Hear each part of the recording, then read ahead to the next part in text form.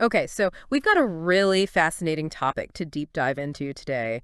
All these articles about Africa's digital economy, it's pretty mind-blowing stuff. Yeah, it's really caught my eye too. Definitely not just your average tech news. No, not at all.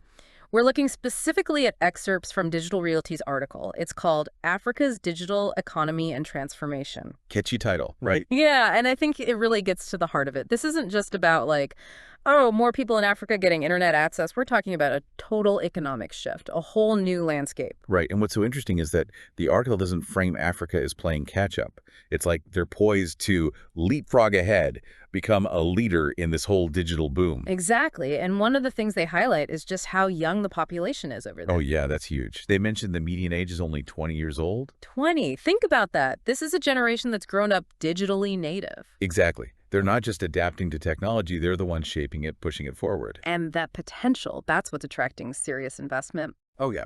Billions and billions are flowing into digital infrastructure projects all across the continent. The article breaks it down. 30 billion just in sustainability projects alone. And then you've got the World Bank committing $731.8 million.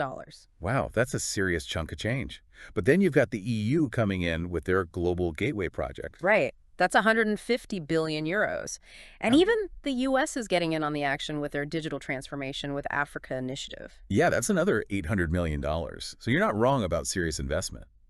It makes you wonder, though, is it all like purely altruistic? Well, the article makes it pretty clear the potential return on these investments is massive. Hmm. I mean, they're estimating Africa's digital economy could contribute $712 billion to global GDP by 2050. Wow, 712 billion. Yeah.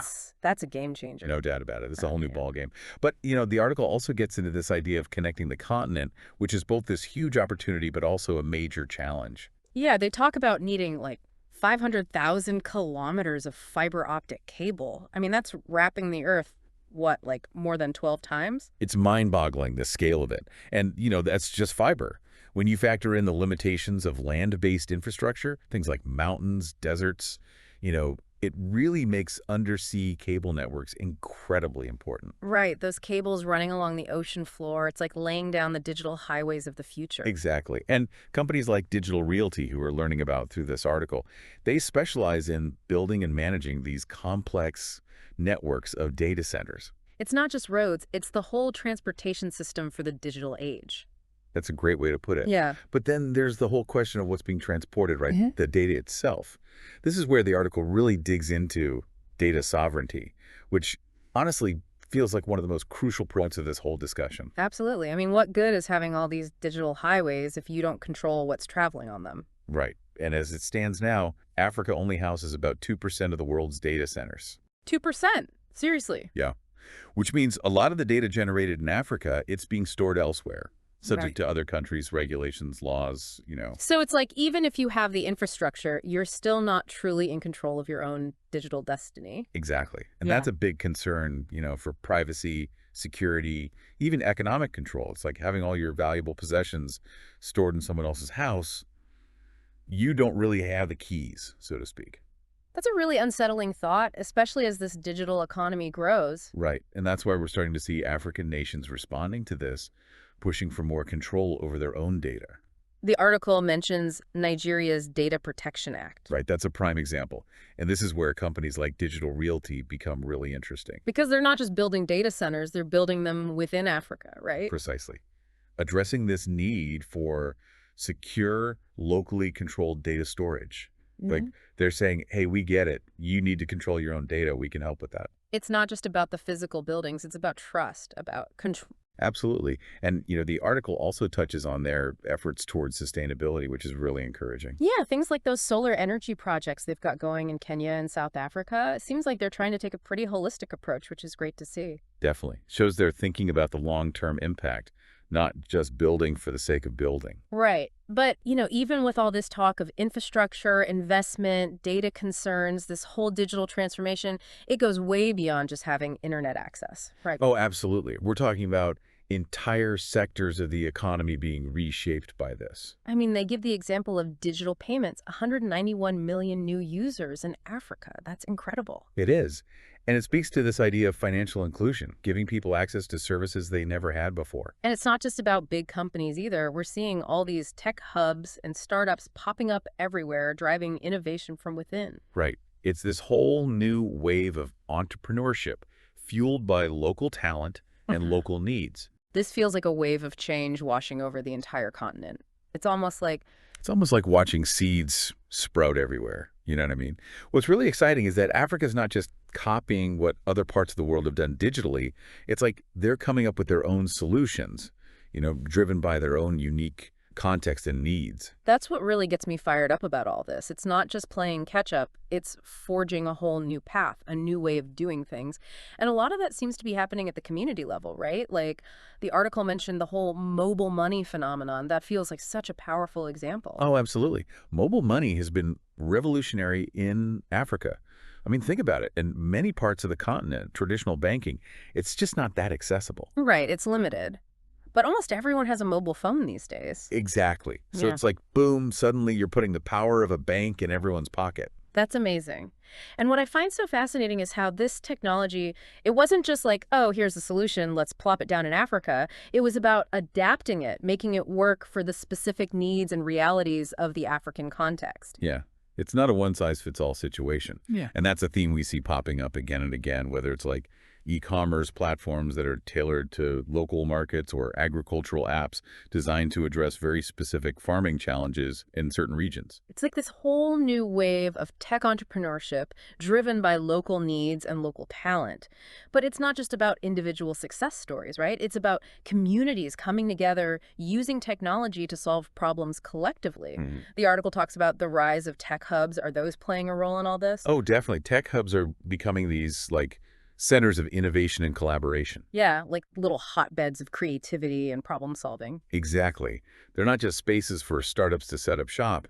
They're whole ecosystems where entrepreneurs can connect with investors, mentors, each other, bounce ideas around. It's like a breeding ground for new ideas and new ventures. And it's not just limited to major cities either. I'm hearing about these hubs popping up in smaller towns, even rural areas. That's right.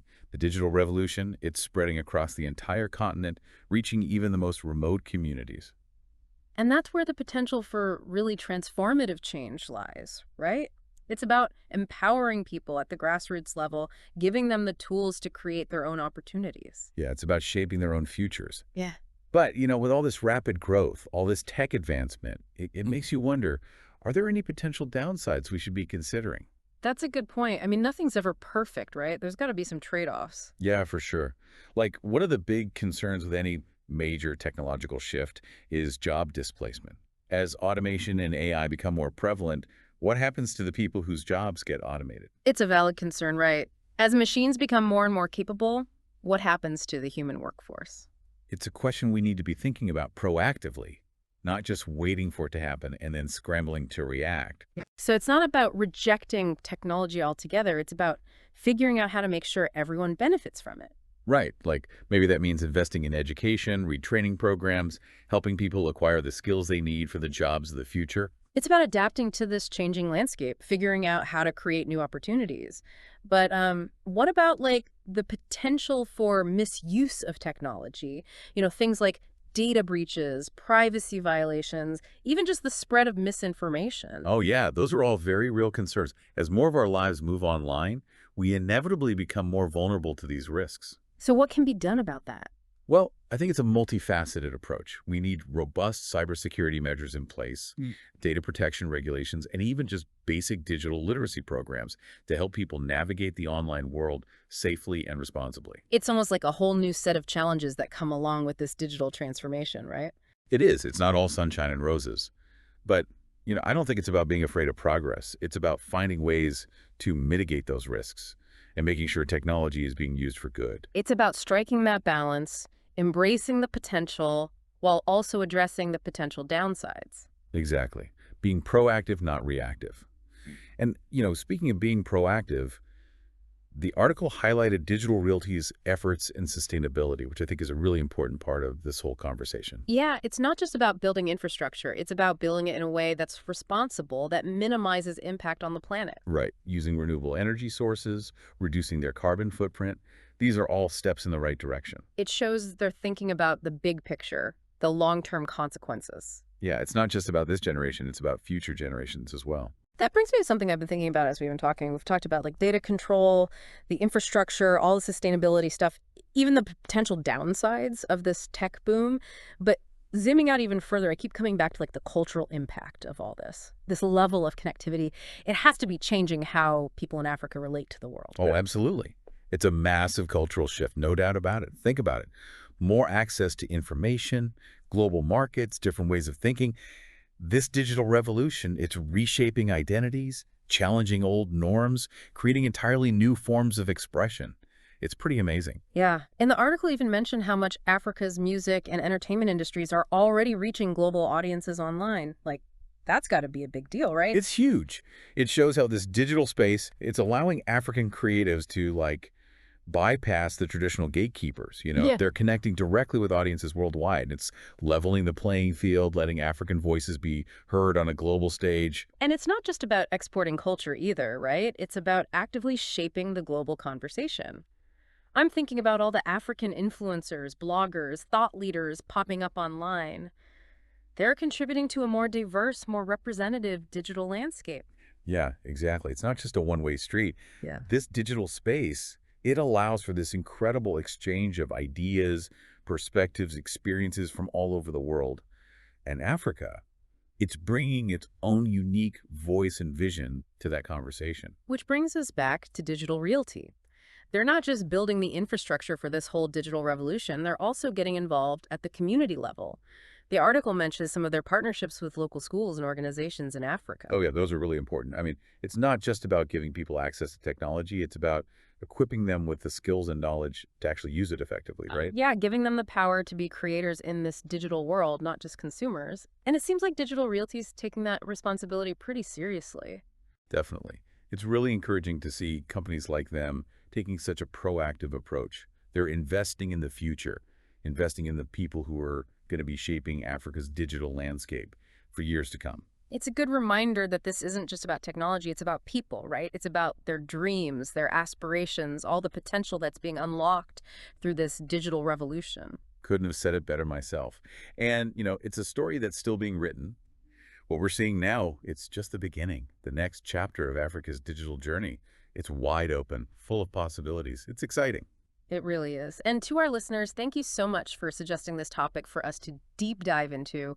It's been an incredible journey exploring all the complexities and the amazing possibilities of Africa's digital boom. Definitely keep asking questions, keep learning, keep exploring. The digital world is constantly evolving. There's always something new to discover. Who knows, maybe you'll be the one writing the next chapter of this story. Until next time, keep diving deep.